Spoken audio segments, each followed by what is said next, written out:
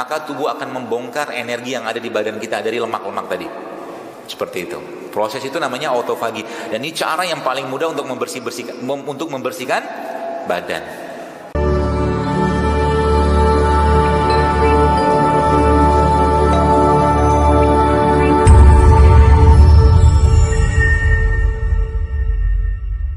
Maka Ibu sekalian, agama menjadi penuntun yang luar biasa. Jadi apapun urusan kita dalam kehidupan, lihatlah bagaimana Islam menjawabnya. Ya. Jadikan imannya kita menjadi juru bicaranya kita dalam segala kondisi. Imannya kita menjadi juru bicara kita dalam segala keadaan. Lihat apa kata Al-Quran, lihat apa kata Rasulullah SAW dalam hadis-hadis beliau. Maka dari situ kita akan menemukan bahwa sebenarnya hal-hal yang berkaitan dengan seluruh aspek kehidupan kita ini sebenarnya sudah diatur dengan sangat simpel atau dengan sangat sempurna oleh Allah untuk menjalankan peran kita di atas muka bumi ini, termasuk urusan kesehatan. Semua urusan ya yang kita mau contohkan Nabi. Maka kalau mungkin saya boleh katakan mengobati penyakit-penyakit degeneratif zaman sekarang, mungkin kolesterol, asam urat, darah tinggi, ya, maka ikutin saja bagaimana Nabi mencontohkan itu semua. Contohnya apa? Saya pernah sampaikan itu adalah 8 plus 3 plus B. 8 itu apa? Puasa Senin Kamis. 3-nya apa? Puasa Ayyamul Mudbit. B-nya apa? Berbekam. Itu kan sebuah pola sebenarnya. Ya. Tapi untuk orang itu menahan makannya itu kan susah. Kalau Bapak Ibu saya tawarkan makan sama tidak makan, semuanya pilih makan. Karena kita ada nafsu. Tapi saking luar biasanya sebuah amal ibadah itu dikerjakan, ya maka subhanallah akan semakin banyak reward yang kita dapatkan. Contoh tadi puasa itu susah loh. Puasa itu susah bagi orang-orang yang tidak mampu menahan nafsu. Tapi kalau dia sudah mampu melawan itu, maka reward itu luar biasa. Bahkan disiapkan satu pintu khusus bagi orang-orang yang berpuasa. Dan puasa adalah proses detoksifikasi tubuh yang paling baik. Sel-sel tubuh kita nih Bapak sekalian, dia melakukan namanya apoptosis. Apoptosis itu bunuh diri sel. Ya, rentang waktunya adalah sekitar 11 sampai 14 hari. Ya. Maka kalau kita bandingkan, kalau kita bagi 365 1 tahun gitu kan, dibagi dengan kayak ambil rata-rata 12 hari, maka 365 dibagi 12, maka akan ketemu angka berapa? 30.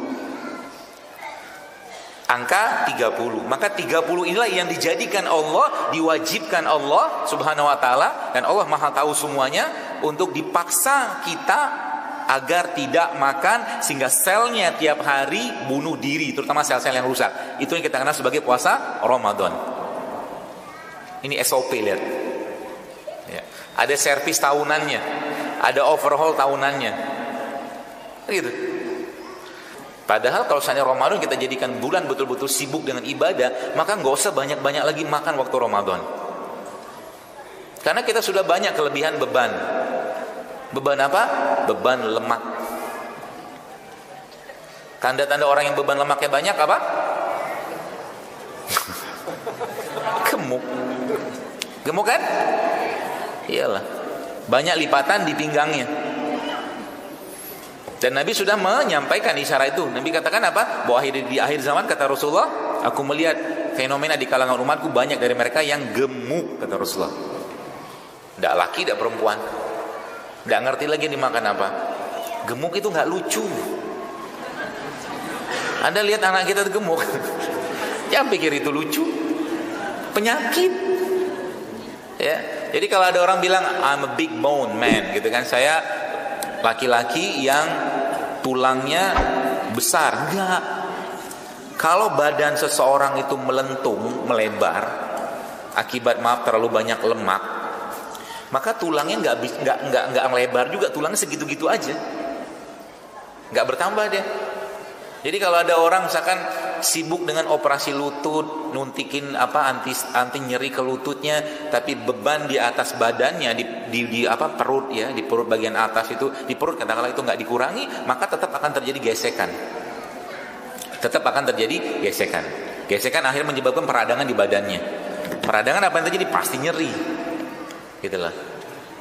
Dan yang jadi masalah adalah di kalangan perempuan. Perempuan itu, ya kalau saya katakan, ketika banyak dari mereka yang memakan makanan yang tidak sehat, ya, kemudian makanan-makanan tadi Bapak sekalian diubah oleh tubuh untuk menjadi lemak, maka lemak tadi akan mengacaukan sistem hormonnya, ya, baik laki-laki ataupun perempuan. Sehingga sebenarnya kalau kita mau sedikit mengurangi lapar saja, ini akan kita dapatkan. Ya, kita mengurangi lapar. Dan Nabi SAW juga sudah mencontohkan. Rasulullah SAW memberikan pedoman kepada kita bahwa Nabi itu pernah kenyang nggak? Coba Anda baca. Gak pernah Nabi itu kenyang. Nabi tidak pernah kenyang. Maka ketika seseorang itu Bapak sekalian mengurangi makannya, maka ada beberapa hal yang akan dia dapatkan. Ada beberapa hal yang akan dia dapatkan. Pertama, body fatnya dia, lemak badannya pasti akan turun. Itu yang pertama. Lalu yang kedua, terjadi apoptosis, selnya akan membunuh diri sendiri, terutama sel-sel yang rusak.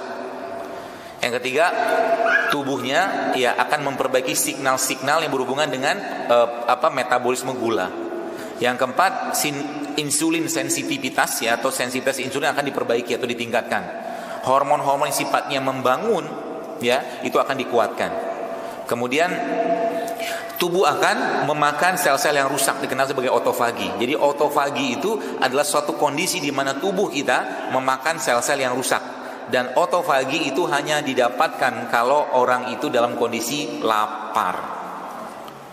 Ya, jadi kalau Anda mulai sekarang ngerasa lapar, jangan langsung makan. Salah satu pertahan dulu sekian satu jam, setengah jam, biarkan tubuhnya bersih-bersih dulu.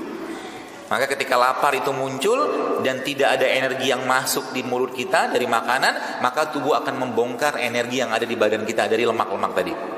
Seperti itu. Proses itu namanya autofagi. Dan ini cara yang paling mudah untuk membersihkan badan. Sebenarnya simpel itu. Asal mau ngontrol lapar. Ada satu quote yang saya sering sampaikan di kajian. Bunyinya begini. Hunger is the first element of self-discipline. Lapar itu adalah elemen pertama kedisiplinan diri. Kalau Anda bisa mengontrol lapar, mengontrol apa yang Anda makan dan apa yang Anda minum, maka Anda bisa mengontrol yang lain. Orang yang bisa menahan lapar, dia bisa menahan amarahnya. Gitu. Orang yang bisa menahan lapar, dia akan bisa menahan emosi-emosi negatifnya. Gitu. Ya. Maka mulai sekarang biasakan untuk jangan sering-sering makan. Ya, apalagi yang sudah kelebihan beban badannya. Ya, kita sudah kelebihan beban. Ya. Ditandai dengan apa tadi? Lemak di mana-mana, lingkar pinggang mungkin di atas 100 gitu ya. Itu tanda-tandanya. Atau mungkin orang-orang yang bawaan tuh ngantukan terus. Ya. Dikit-dikit ngantuk, pagi ngantuk, siang ngantuk, sore ngantuk. Habis makan ngantuk. Apa-apa ngantuk itu. Tanda nggak beres. Apalagi ada orang, kalau Anda atau kita sensasi kita pengen minum itu kurang, maka itu salah satu indikator tubuh kita lagi banyak sampahnya. Sensasi minum air putih kurang. Jadi kalau orang yang normal tuh bawaannya pengen air putih. Tapi kalau air putih yang tidak dia ingin minum dan lebih banyak air-air yang berwarna, maka salah satu kemungkinannya adalah tubuhnya kebanyakan sampah.